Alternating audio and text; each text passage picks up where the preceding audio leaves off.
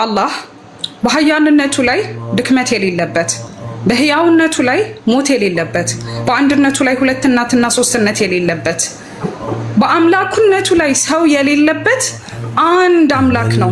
ይህ አምላክ ትላንትም ዛሬም ወደፊትም የነበረና የሚኖርም ነው። ዘላለማዊ ነው። አምላክ ሞትን ድል ያደርጋል እንጂ ሞት አምላኩን ድል አያደርግም።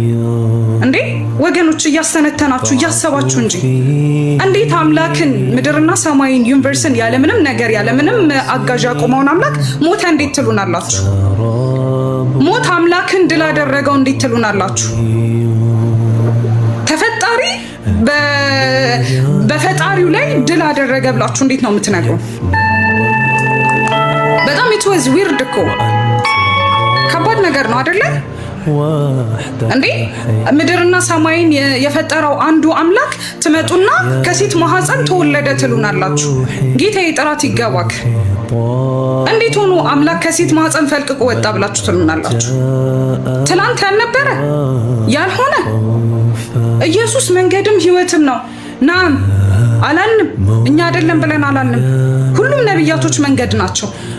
ያ አንዱ አምላክ የሚያዛቸውን ትእዛዝ የሚሰብኩን ነብያቶች ናቸው፣ መንገድ ናቸው። አዎ ትመጡና ኢየሱስ ክርስቶስ እኮ እናንተ ቅርንጫፎች ናቸው እኔ ግንድ ነኝ አለ። ነዓም ያስተምራል፣ ይናገራል። እስራኤል ሆይ ስማ እግዚአብሔር አምላካችሁ አንድ ያህዌ ነው እያለ ይላል። አዎ እኛም ቅርንጫፎቹን እንከተለዋለን። አንድ ያህዌ ነው። ታዲያ እሱ መስበኩ እኔ ግንድ ነኝ ማለቱ የቱ ጋር ነው አምላክን የሚያደርገው? ስጋን ከመለኮት አንነጥልም ትላላችሁ።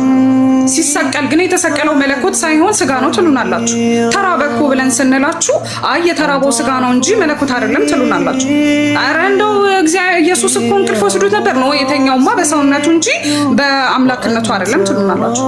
እንዴ መተን እኮ መለኮት እኮ ምንም ማያውቅም እንዴ ብለን ስንላችሁ አረ መለኮት እኮ ያውቃል፣ የማያውቀው በሰውነቱ ነው። ለምን? ምክንያቱም ከእኛ እኩል እንዲሆን እንደ ሰው ሆነ፣ እንደ ሰው ስለሆነ ለዛ ነው የማያውቀው።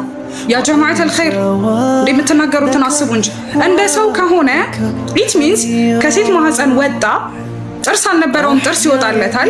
ያ ጥርሱ ይወልቃል፣ ያድጋል፣ ጡት ይጠባል፣ እንደሰው ምግብ ይበላል። ከምግብ በኋላ ሐማም መሄድ እንዳለ ወይም ደግሞ ባትሩም መጠቀም እንዳለባችሁ ታውቃላችሁ። እንዴት ነው አንድ ቄስ ወላሂ በጣም በቃ ከገረመኝ አምላኬ ለኔ ሲል ሽንት ቤት ገብቶ ተጠቀመ አለ። ሱብሃን የጠራህ ጌታ ነህ። ምን ያህል አምላካችሁን ብታዋርዱት ነው ሽንት ቤት ገብቶ ተጠቀመ ብላችሁ የምትሉት?